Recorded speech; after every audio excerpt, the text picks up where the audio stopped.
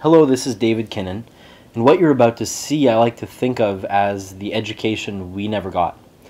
Most of us went through school and we had our heads pumped full of all kinds of information, but we never got a basic education in human psychology. We never learned how we function as people, how to solve problems, communicate, manage our emotions, make changes to behaviors and habits. And that is the purpose of this kind of education here.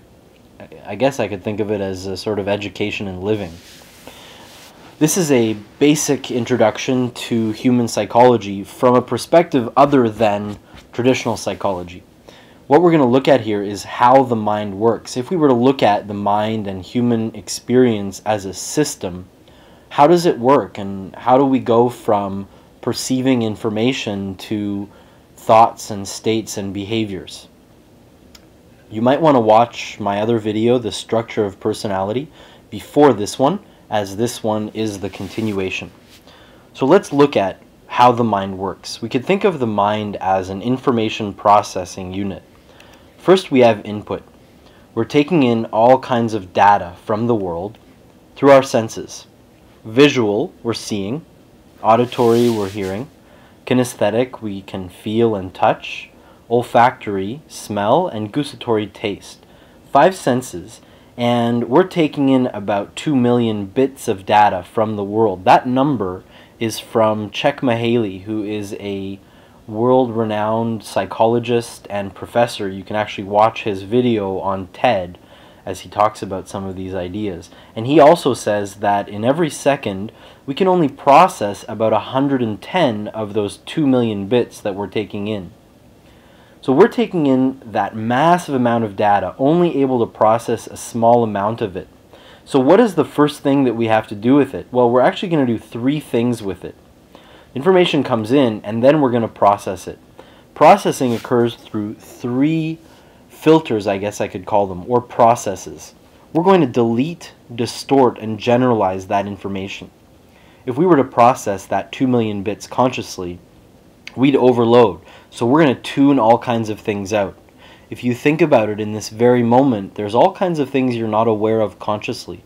The feeling of your left foot, the feeling of your right ear, maybe the sound of the ventilation wherever you are.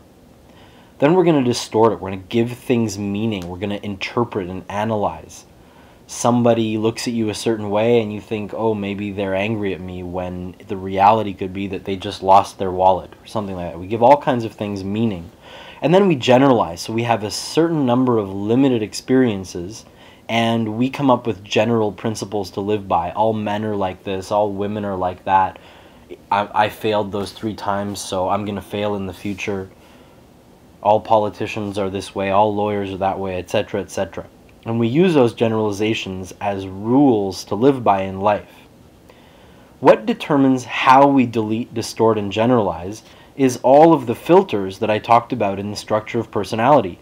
Our beliefs, our values, our needs, our memories, metaprograms, the language we've given to things and habitually use, our intentions. So we look out to the world and take in those 2 million bits. We delete, distort, and generalize the 110 bits. And a great example here is beliefs. With our beliefs, we will look to the world and we will look for 110 bits to confirm our beliefs. And then we'll delete, distort, and generalize the rest. In psychology, it's called confirmatory bias. And it's actually characteristic of schizophrenia, but we all do it with our beliefs. Information comes in as input, is processed through these filters, and then we get output. So we'll get internal representations. This is the cinema of the mind, our thoughts, the pictures we make in our mind, the movies we play. Those internal representations will combine with our physiology. Every human experience has a certain physiology, facial expression, muscle tension, how much sleep we've had, how much energy we have, how much what we ate. All of those aspects of physiology combine with our internal representations to produce a state.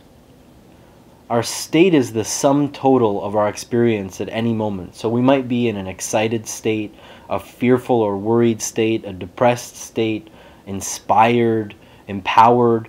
The possibilities for our states are endless. There are learning states, there are states of motivation, states of creativity. And our states will lead to our behavior. And under the category of behavior, I would include thinking and communication. When I'm working with someone to help them change, I'm looking at the system of their mind. And I'm looking at where do we need to be looking? Where are the causes of whatever they're experiencing? Is it at the level of beliefs? Is it at the level of values? Is it at the level of memories? And we need to alter some of the templates. Is it internal representations? Or would we make the greatest amount of change now by looking at physiology? I'm looking at where we are in the system, what is causing a problem, and what is the leverage point? What is the one level here that we need to focus on that would create the greatest amount of change? Because since this is a system, if we make a change at one level of the system, the rest of the system is going to change.